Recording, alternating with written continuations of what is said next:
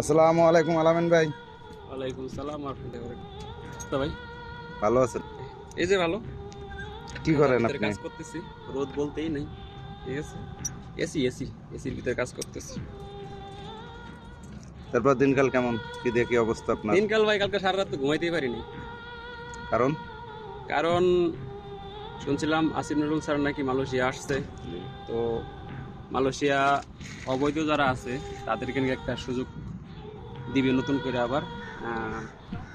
কিন্তু না, এটা কোনো সেটেলই হইল না। মালয়েশিয়া প্রায় 4 থেকে 5 লাখ অবৈধ লোক আছে যারা রাস্তায় রাস্তায় ঘুরে, রুমে ঘুমাইতে পারে না। বর্তমানে চিরুনি অভিযান চলতেছে, ঠিক আছে।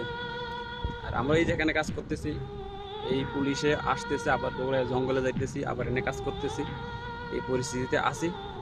তো কলিং সেটেল করছে, যতটুকু শুনতে পাচ্ছি হয়তো কলিং রানিং হবে, কিন্তু অবৈধদের জন্য বৈধতার নতুন যে নিয়ম নতুন করে আবার খোলার কথা ছিল, এটা হয়তো হবে না। ওটা কোনো সেটেলই করতে পারে নাই। এটা যদি তারা হয়তো বা গুরুত্ব দিয়ে দেখতো তাহলে হয়তো, কিন্তু তাদের গুরুত্ব দিছে যে কলিং যদি খুলে তাহলে বাংলাদেশের হয়তো বা আবার ইনকাম হবে, ঠিক আছে। বাংলাদেশ এজেন্টদের আর কি। হ্যাঁ, এজেন্টদের ইনকাম হবে, কারণ অনেক দিন যাবৎ শ্রমবাজার বন্ধ মালয়েশিয়ার। হ্যাঁ, তো তারা মুখিয়ে আসলো যে কলিং যেন চালু হয়। অবৈধ লোক যারা আছে তারা মরে যাক, সব মরে যাক। হ্যাঁ, তারা হয়তোবা বাংলাদেশ সরকারের জন্য বোঝা। আমরা তো বর্তমান মালয়েশিয়া সরকারের জন্য মনে করেন যে বোঝা, কারণ যেখানে পাইতেছে সেখানেই ধরতেছে। হ্যাঁ, কাজ করতে গেলে মনে করেন যে ওখানে অপরিস্থিতিতে পলায় পলায় রাতে ঘুমাইতে হইতেছে। আর অবৈধ ভাই কেউ মানে শখে হয় না। আমরা বৈধ হিসাবে আসছি, ঠিক আছে, কিন্তু অবৈধ কেন হয়েছি ভাই, এর পিছনে অনেক হিস্টোরি আছে। হয়তো অনেকেই বলবে যে অবৈধ হয়েছ কেন। হ্যাঁ, তো অবৈধ হওয়ার পিছনে অনেক হিস্টোরি আছে। জি বলেন। তো সবার কাছে একটাই অনুরোধ, মালয়েশিয়া আসার আগে মালয়েশিয়ার বর্তমান পরিস্থিতি যাই না বুঝা তারপরে আসেন, ঠিক আছে। আপনি টাকা দিয়ে আপনি আসবেন, আপনি কাজ করে আপনি ইনকাম করবেন, ঠিক আছে। বাট বর্তমান চলতে তেমন একটা, ঠিক আছে।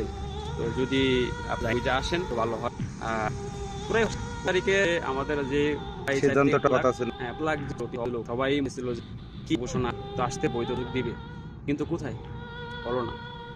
এটা নিয়ে তেমন কোনো আলাপ নেই, আপনার কাছে একটাই চাওয়া যে যদি কোনো উসিলায় যে এখন করে যদি বৈধতার সুযোগ দেয়, ঠিক আছে, যদি বৈধ হতে পারি আর কি।